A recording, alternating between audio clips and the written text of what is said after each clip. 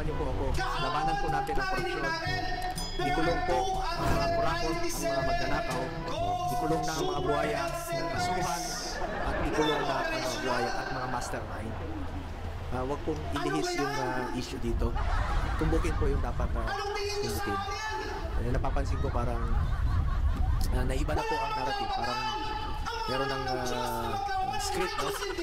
Na sinusunod o playbook. As a Filipino, I am urging the ICI, the Ombudsman.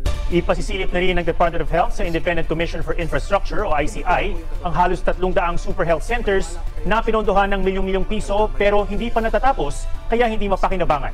May report si Joseph Moro. Ito na, nahanap na namin. Super Health Center dapat ang nakatayo sa loting ito sa Barangay Concepcion 2 sa Marikina City. Pero tila gubat ang nadatnan ni Health Secretary Ted Herbosa. May mga pundasyong nakatayo pero wala ang mismong gusali. Di ba yung manananggal hati, yung itaas wala, yung ibaba na iiwan? So ewan ko, lumilipad siguro yung manananggal dito. Ito yung paanan. Nauungkat yung pagkakadismiss ni yung dismissal order kay Joel Villanueva noong 2016. Ang nag-ungkat nito si dating ombudsman, dating Associate Justice ng Korte Suprema, Conchita Carpio Morales. Kasi nung dating ombudsman si Conchita Carpio Morales, na nakasuhan noon siya sa ombudsman si Villanueva sa PDAP scam. Yung PDAP, nasa party list pa noon ng SIMAC, si Villanueva, Joel Villanueva, yung kanyang PDAP, nadamay sa Napolis. Na-involved doon sa Napolis, PDAP scam. Kaya siya, dinesisyon ng ombudsman, nirekomenda na siya itanggalin, i-dismiss bilang kongresista noon. Kaya lang, wala hindi dinipinsan siya ng kanyang mga kasamahan, hindi sinunod yung order ng ombudsman. Pero, ang pinapakita dito, mali, hindi totoo yung sinasabi ni Villanueva na napakalinis niya.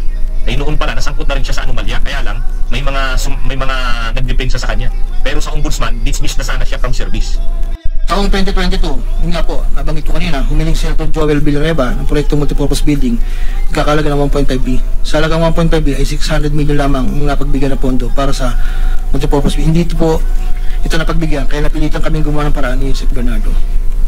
Hindi humingi ng partikular na proyekto o porsyento si Senator Joel, pero inutos ni Yusef Bernardo, bigyan na lamang ng proyekto na may katumbas na 150 million na proponent.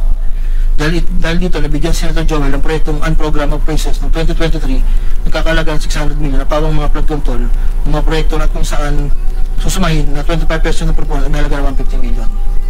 Hindi alam ni Senator Joel na flood control ang mga proyektong nailan sa kanya dahil ang aking pagkakalam ay ayaw po ni Senator Joel ang project ng flood control. Ang halagang 150 million nila ko sa rest house sa Barangay Igulot, Bukay, Bulacan, ninihiman ko po sa tao niya na ang nagangalan lang pong Peng. Sinabi ko kay Peng na pakibigay na lang kay Bruce, tulong lamang yan para sa future na plano niya. Hindi po nila alam na doon galing yun sa flood control.